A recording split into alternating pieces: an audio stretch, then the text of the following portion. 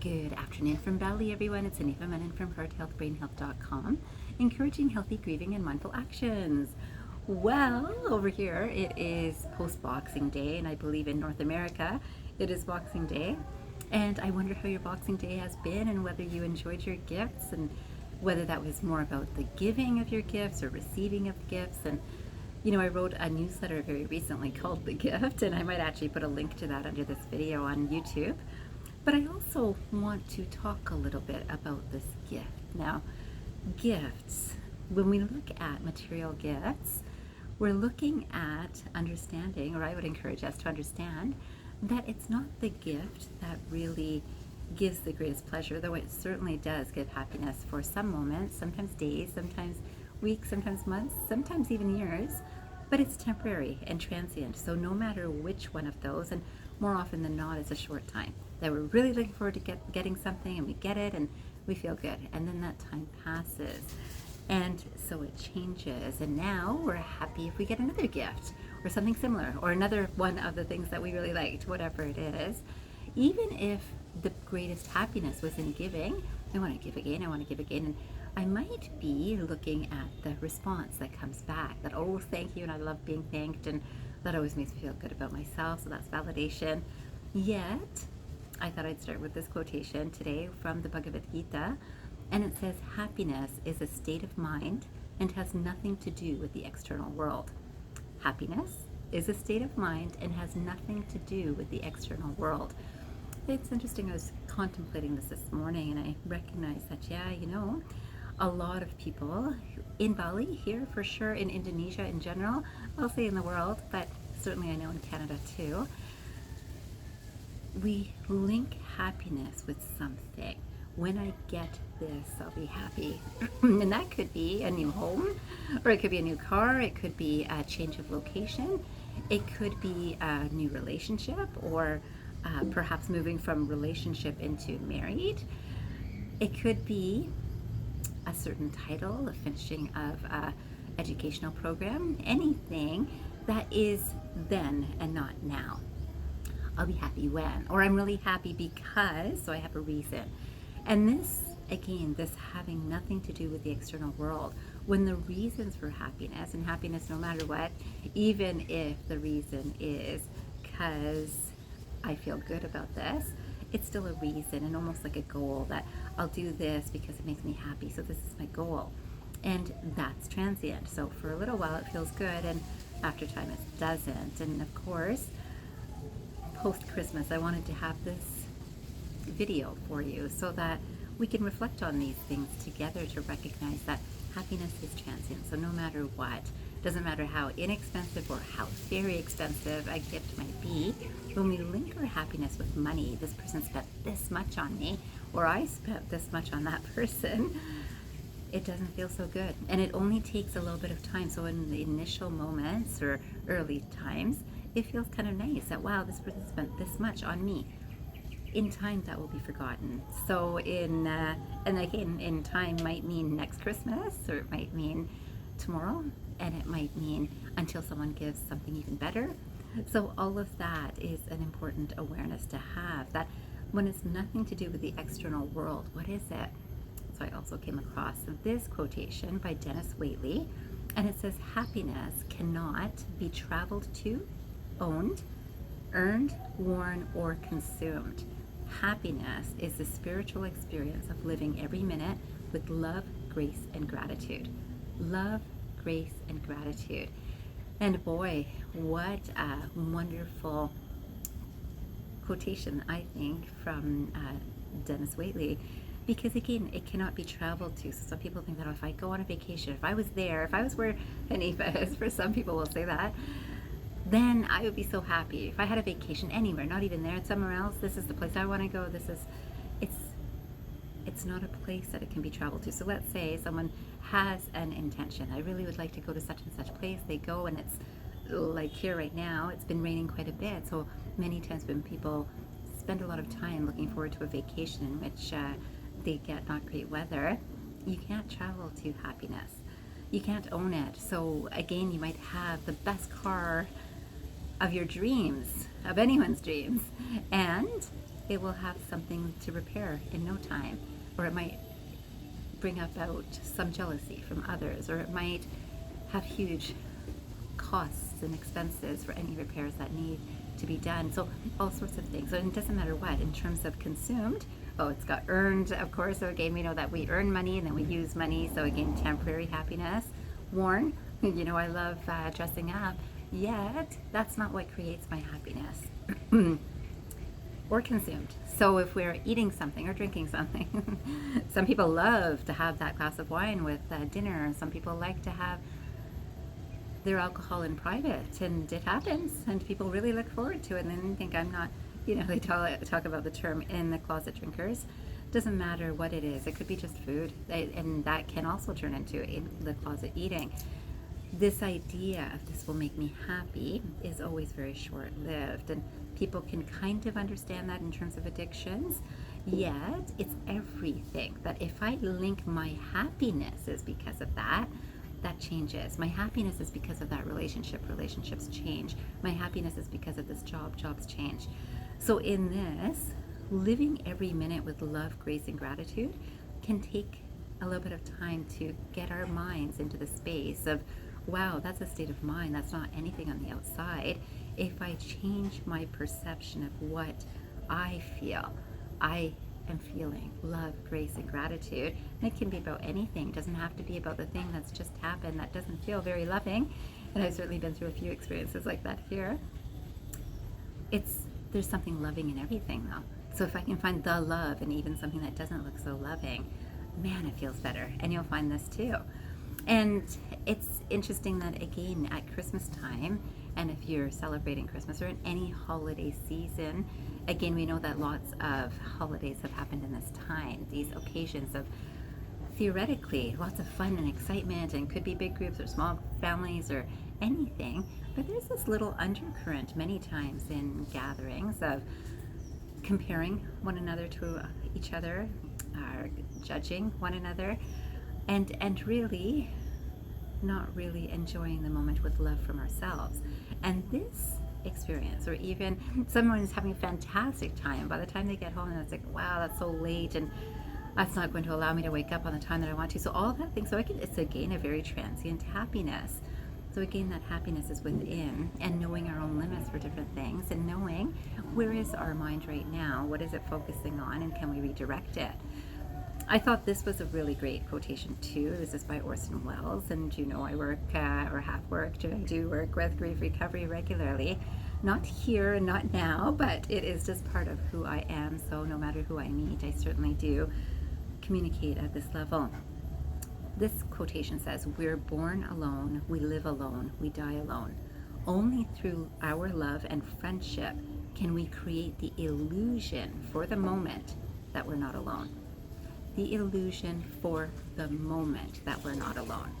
Now you can see I'm not alone here. This is the home care worker here, homestay worker here, not home care, homestay, and she's doing a great job with taking care of tidying my room. So what a blessing, right? So this is, again, in this moment, I can acknowledge that this is such a nice thing to have happening, something that's helping me have a clean room, right? So this, but for the illusion that we're not alone for the moment. So in this moment, I know that someone is right here, yet that's also my external environment. How am I here? Am I recognizing that even with someone here, I am very alone? And many people that I speak to that are in Canada especially, but it's all over the world too, I've spoken with people all over the world too about this, is though they're surrounded by family or friends, there's this sense of loneliness. And I have to tell you that I feel alone, but not lonely. But alone can lead to a lot of unease for many people. And it's also a wonderful opening for some inner work and reflection and contemplation, and a strength that's really not possible easily in a more busy environment. Yet this strength is also something that we carry with us in busy environments. So here, I think some of you know that I've been to some of the festivals here, or been around them, or I've been to some weddings, some ceremonies, I'll say ceremonies for Bali, I'll say, very specific. And yes, they're Hindu ceremonies and at temples, and I've gone to some, and it's not alone, and yet I am alone. And it's so nice to be in a space of peace. And I do know that because I'm energetically sensitive, if I'm around a number of people who are with minds all over the place, which is the majority of our minds, it still helps me to move just into a little bit of a space where I've got an area to just focus in on the peace within and share the energy that I'd like to share with not only Bali, not only Indonesia, but the world. And this is that peace, and this is something that can be worked on regularly. And no matter what, the world is always going to show us and give us opportunities where things are a little bit chaotic around us, things maybe not so kind around us. And how do we go through that? This illusion that we are not alone, recognizing that I am always alone, and I choose to be in this space. What would I surround myself with is love and compassion and connection and perhaps laughing and dancing and singing, and those sorts of things are the things that I surround this mind with as soon as I can, because I do know that it's very easy for this mind to be influenced by other energies, thoughts, words, actions that happen around me. I suspect you are too. And until we actually grab a hold of where is this mind going and where can I bring it back to bring it peace, we just get lost in that, I'll say it's the rapids of the flow of the river that is very comfortable and easy when we're going with the flow. Yet when those rapids come, it's very easy to get sucked up into those rapids. So coming back into our own personal flow is a fantastic experience and skill to work on. I came up to this other quotation, which I also really love. It's also a Gita quotation. It says, "Neither in this world nor elsewhere is there any happiness in store for him who doubts." Well, we know it says him, but him or her who doubts. So if I feel like, wow, I really don't like that people don't often have deep conversations with each other, and I've felt that for many, many years. And luckily, there's always someone that I can have those deeper conversations. And even if it's the universe and my own personal reflection time that I feel like I'm communicating with the universe around me, there's always communication going on. So whether it's just with a flower, with the tree, some of you know that I had an experience with a falcon not that long ago. I have experiences with the cats here. All of that, it doesn't actually take words to find communication that is loving, which is nurturing, which is at the same wavelength. It's just that our senses need to be attuned to it. And oftentimes in the noisiness of our day-to-day experiences, it takes a little bit more effort to get into that quiet space, even within that noise, to be aware of this is the energy I choose to surround this mind with. And this is what I would encourage for all of us, especially after Christmas or Hanukkah or any celebration you might have had over these holidays, any get-togethers, because a lot of times when we get together with people, it raises up things in ourselves. It could be about something that was talked about. It could be about that snide remark. It could be about the dirty look. It could be about the love. Doesn't matter which, but we get caught up in something in our external world is shaping our own internal world. And if we can shift that, if I am centered in my internal world, I will be able to shape the external world that affects me. And I love that. And let me tell you, it's an ongoing process. It's just not automatic. It is a conscious decision to do this. And for myself, it takes some time to come back into a meditation, see who am I? Who do I choose to be in this moment, in this moment, in this moment? And if we can do that, I know you would think that I've got the luxury of I'm in a space on my own. I don't have a load of people around me. I do. I actually have loads of people around me, and it's a very busy place Ubud is. But I make sure that I'm in quieter spaces so that I can center in on who I choose to be.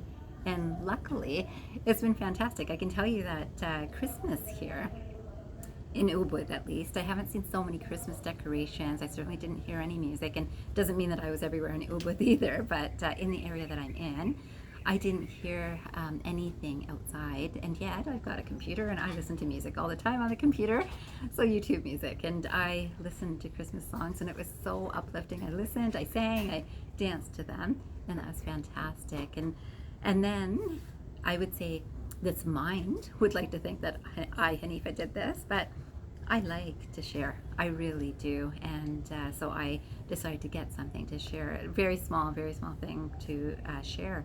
I wanted to have a treat for myself too, and so I got some treats for some people here, and it just felt so good. And I can tell you now that I truly believe that was a soul energy that was working through this form, because this form might have thought that, well, you know what, no one's really even said anything. No one said Merry Christmas to me until I was saying Merry Christmas. And all of that, I could have just not said it then, right? I mean, everyone knows it.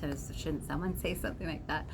And yet, it didn't matter. It didn't matter. It felt so good to actually just wish everyone a Merry Christmas and have this little experience. And I still feel that that's something of a bigger space that came through me in those days and those times, that both myself, I was very, very happy that I could sing and dance to my Christmas music and enjoy it up here, and then I could go downstairs and enjoy sharing something with the homestay here. And so that was something.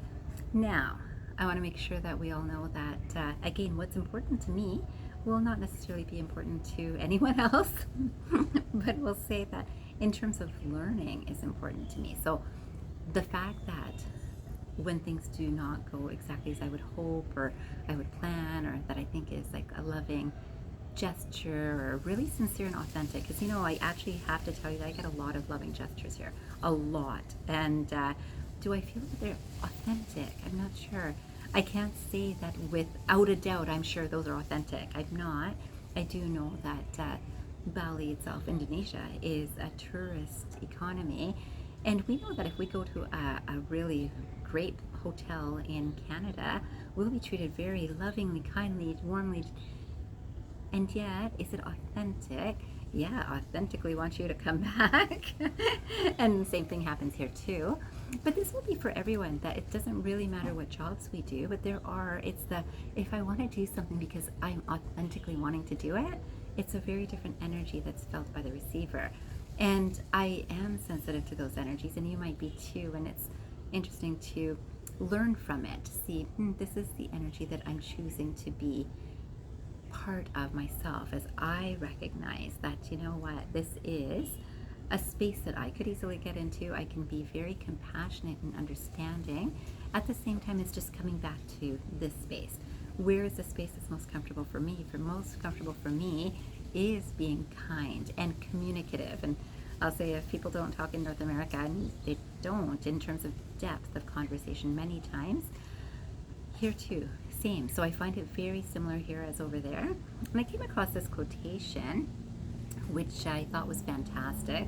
And I thought I would leave this with you for this video to help you reflect on some ideas for the new year. And again, after receiving all whatever stuff you did or did not get, try to think of the time that we've gone through, or you're still going through, about there's going to be all sorts of deals and discounts and not necessarily love at the malls or shopping places, but there will be love too. And so if we're tuned into, I want to go to a mall, let me tune into the love around me and let me be part of that love. Then that changes us a bit, and I would encourage that. This quotation is by Ellen Watts, and I think it's a fantastic thing to reflect on. It says, paradoxical as it may seem, the purposeful life has no content, no point. It hurries on and misses everything. Purposeful life hurries on and misses everything. Not hurrying, the purposeless life misses nothing. For it is only when there is no goal and no rush that the human senses are fully open to receive the world. To receive the world. And this is what I find, that here, especially, I'll say, over the last week for sure, because there's been a busy planning for a big celebration here too, but here at this particular homestay, so there's a busyness. Yet I'm noticing in general that it's actually very, very similar to Canada, that there's this hurriedness. So I find that very few times can people sit, even the people that I know truly care about me, look out for me and check in on. There's the purposeful, that Hanifa's down there, I got to get her this, and they do. They bring me my breakfast, they bring me my coffee, they bring me my food, they bring me they bring me things, which is so lovely. But it's a purpose. I got to do this, and she's down there, so I got to do it. So that sort of idea. So I see this busyness, and yet to sit with me and just say, hey, how are you doing? Hardly ever, even when the few times that people do actually sit with me for, I'll say 1 or 2 minutes, in that time it's more the superficial conversation of, yeah, I'm going to do this, I'm going to do this, and you got your breakfast, are you good? And checking in like that, but it is a very superficial level. And isn't this what we feel in North America? Because this is how we've been trained, that it will get the work done. And yeah, this connecting time, I mean, there's a different time for that. And you know, again, I see these bigger celebrations, sometimes birthdays, and do I see that connecting in those times? Because we keep on putting it off. No, I'll connect properly when I have a reason to. We never have to have a reason for connecting properly. And this is why, again, when we think about trees and flowers and even pets, there's no goal except being with us. And isn't that a wonderful experience to experience from another human being too? Is that if I'm with you, I'm with you. And this is what I do. I've done it throughout my practice time. I did it through my relationship. I try to be there. Yet it is a skill that needs a conscious decision to be there. I have had some wonderfully conscious communications with some beautiful friends, some people that I've known for many, many years, but we've never had an opportunity to have a deeper conversation, and others that I have had many deep conversations with and aren't having an opportunity right now, yet our communication, even if it's short, is so deep. And this is my wish for all of us, that we actually are authentically connecting with one another. I hope that today you'll reflect on these ideas. I hope you have a fantastic day or night ahead. And I hope you remember, transform your mind and transform your life. Have a great day or night, everyone.